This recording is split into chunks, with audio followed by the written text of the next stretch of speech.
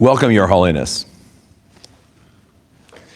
Your Holiness, you were forced into exile in 1959, and you established a government in Dharamsala, India, a government in exile. And you chose to make that government democratic, even though Tibet had a history of theocracy.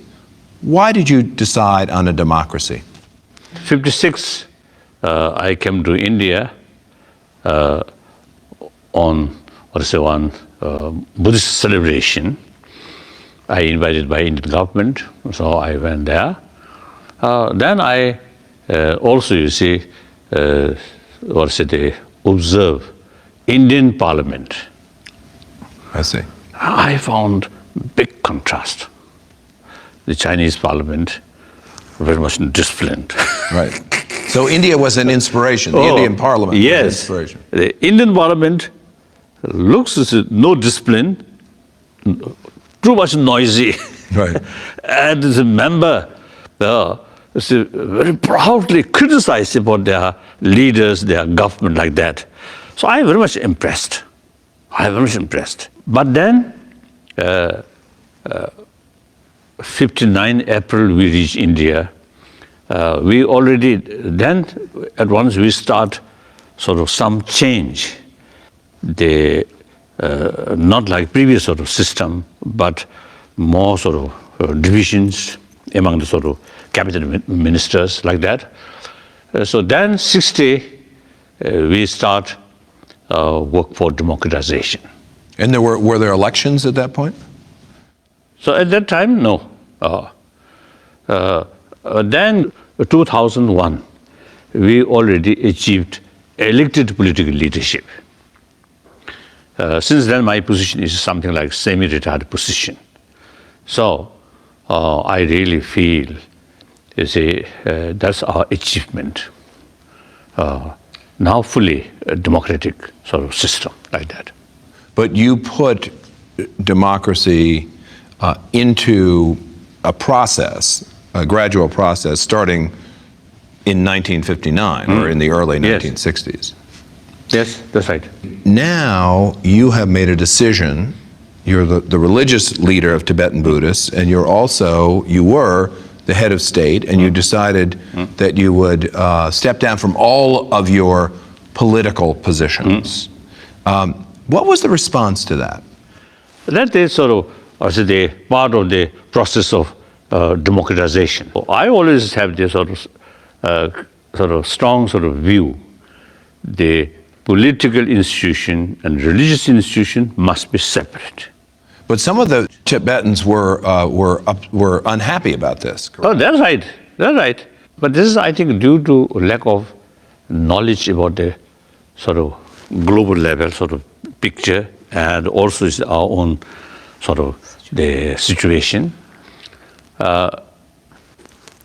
I still there. So in case this is some sort of highly necessary, my involvement, I'm there. You're still there. Oh, but sooner or later, there will be a day without a Dalai Lama, actually. So that sooner or later will come.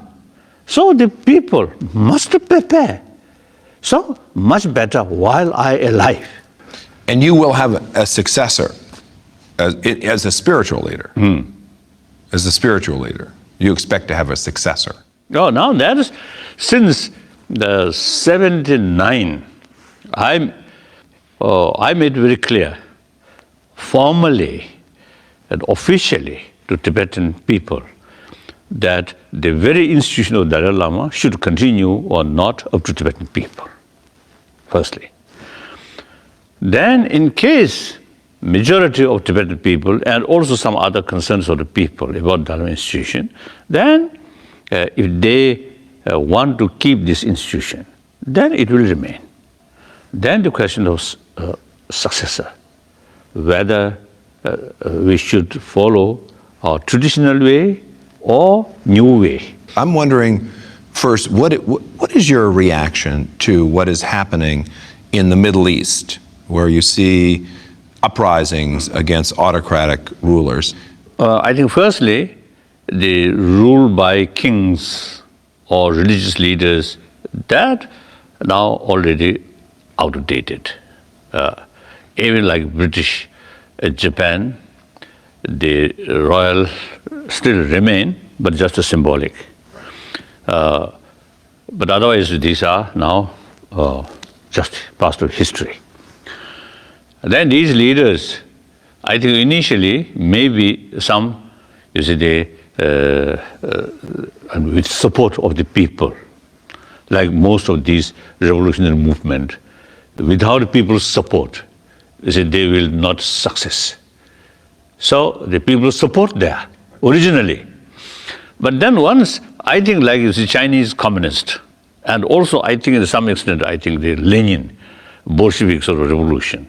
Initially, I think poorer section of the people really support the early period of the revolution. I think like any other, I think very pure, and people support also there.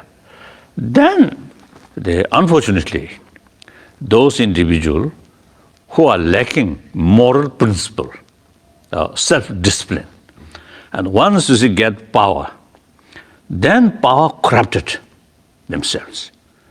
Then eventually, their original sort of idea is serving to people. Then eventually, due to power, they love to see control power, control people. Is that inevitable, do you think? That they would become corrupted? Oh, yes, I think, yes. And sometimes, see, it's quite sort of, I say, natural. Those people who lead a certain movement, they have self-confidence and determination. But sometimes, eventually, self-confidence over self-confidence. Over self-confidence, right. Then, you see, they're very sensitive about criticism towards them. I always is telling people, even the world level, world belongs to people. A world belongs to nearly 7 billion human beings, not kings or religious leaders like that, or different parties. Right.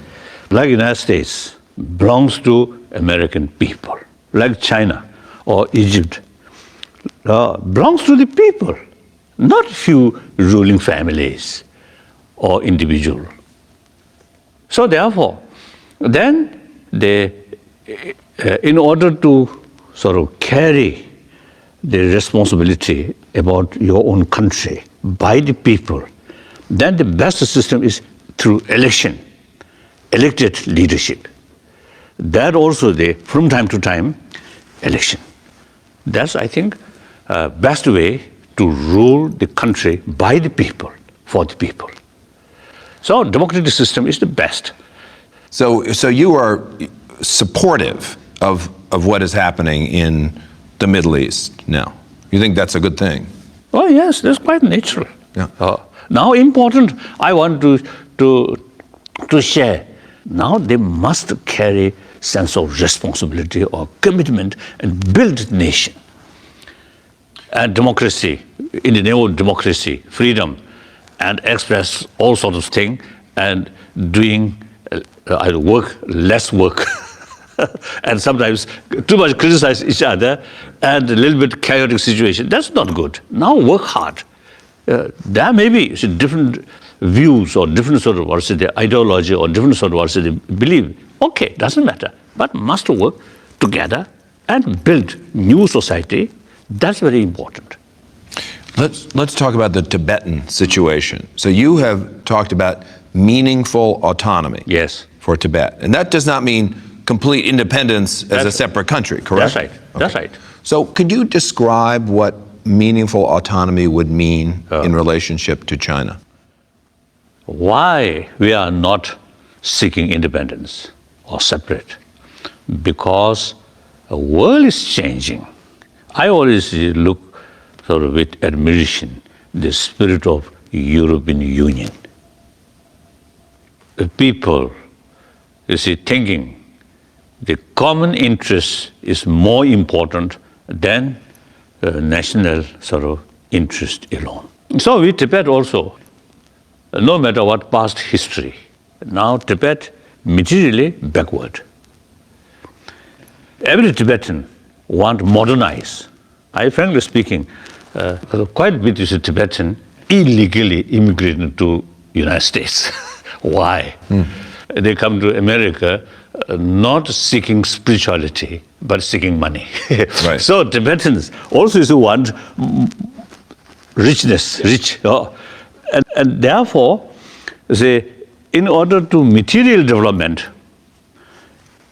we remain within the People's Republic of China. We get greater benefit. Like railway, construction of railway links. Yes. These are the indication, the further development, provided used properly. Now, so far, they use mainly military sort of purpose like that. So in any way, so that's one way. That also is our own interest. And the People's Republic of China as a whole, Tibet, not separate, remain within the People's Republic of China. And that's the Chinese topmost concern. So are you making progress towards autonomy? Not yet. Are you talking to the Chinese? Oh, yes. Do representatives talk to the Oh, Chinese? yes. Several occasions now, since 1979, we developed direct contact with the Chinese government when Deng Xiaoping there. My personal emissary met Deng Xiaoping, and then it just started this sort of dialogue with Chinese government. No sort of positive result like that. And meanwhile, inside Tibet, things becoming worse and worse. I wanted to ask you about that. So what are the conditions like inside Tibet? Now Chinese military personnel much increase, and the security personnel also much increase, one side. So rule of fear, rule of terror there. And then meantime, about I think more than 10 years ago, one Chinese party secretary of the autonomous region of Tibet, you see, people they knows he is a type of hardliner. So after he came at one party meeting, he actually mentioned ultimate source of threat, Tibet being separate from mainland China, is Tibetan Buddhist faith. So accordingly, since then, they're stepping up, control sort of education. And in education, like Lhasa University, before that, they also in their sort of curriculum also include some classic sort of Tibetan text, but all stopped. Then stepping up in the monasteries or nunnery, political education. At that time, local Tibetan expressed now semi-culture revolution returning. So his sort of hardliner policy, narrow-minded, short-sighted sort of policy, really causing 2008 crisis. Right. Like that. The 2008 crisis, the Yes. uprising. And Yes. you just said semi-cultural revolution. Yes. And that's not happening anywhere else in China, only in Tibet. Yes, at that time, even the other Tibetan area, in different sort of Chinese provinces, comparatively better. Now these areas also more tightening. Now just I received very recently now, for example, the last year, the number of Tibetan schools in this area outside autonomous region, the new policy now all subject must taught through Chinese sort of language, and Tibetan language only just a language. Other subject must be taught by Chinese language. Then just a few days ago, I received one information. Some school, the Chinese local police raided and they search different books in the students' home, and they all the book Tibetan Tibetan text or Tibetan some books or they all remove. And now on, they only can read and keep those sort of book which officially sort of issued. So really it's a tightening. Tightening. So, Your Holiness, is there anything that Tibetans can do in order to, let's say, resist? Are there tactics that they can use? For example, boycott or somehow resisting in a non-violent way Yes. to what's happening? So that, I think, this recall 1956, when I was in India. Some Gandhian freedom fighter, they told me their experience as how to carry sort of disobedience Right. and some kind of a civil sort of movement. Then I told them, the British imperialist, quite bad, but still there is independent judiciary and also freedom of expression. Now the new ruler in Tibet, no independent judiciary, has no freedom of expression. Mahatma Gandhi, from prison, he can write an appeal to court. But in the communist authoritarian system, impossible. So in any way, very difficult. So, of course, the other sort of the way of sort of expression of opposition or resentment, then they will do. But there's no other choice except some demonstrations.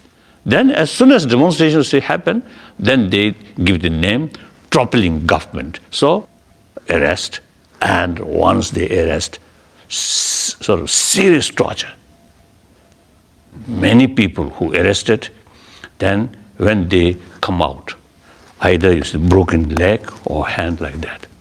But what about support from outside, from the United States or from other countries? Would that help?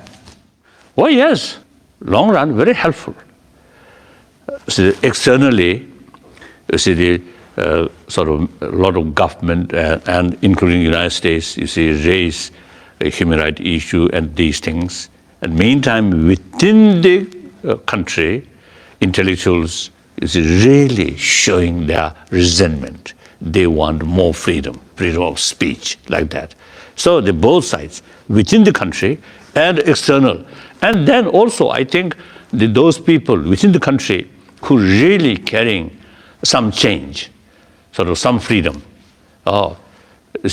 they, when outside world showing interest, showing concern about them, right, is immense sort of what's the source of encouragement. This is very, very important. And you mentioned freedom of religion, and you also said that the Chinese were trying to suppress Tibetan Buddhism. How important is religion in the movement for freedom in Tibet, for meaningful autonomy? Tibetan spirit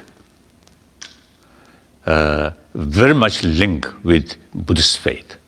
Like Polish spirit, you see, the different sort of difficult circumstances during Nazi occupation and during Soviet sort of occupation, a lot of difficulties. But during this period, the Polish national spirit and Catholic faith combine, keep their spirit. Right. Tibetan case, exactly same. National sort of interest and Buddhist faith combined.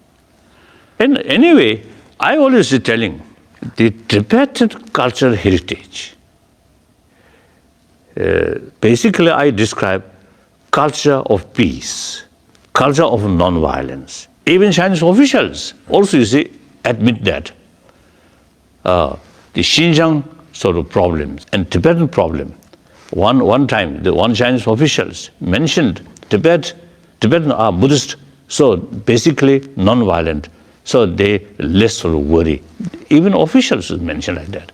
So therefore, the Tibetan culture culture of peace, culture of compassion. Right. So that eventually immense benefit to millions of young Chinese in mainland China. And then also, now China, look, the corruption, immense, all levels. Right. So just you see, So the moral values that few people you see death sentence killed. That's not answer. Right. Unless some kind of inner sort of spirit of discipline Right.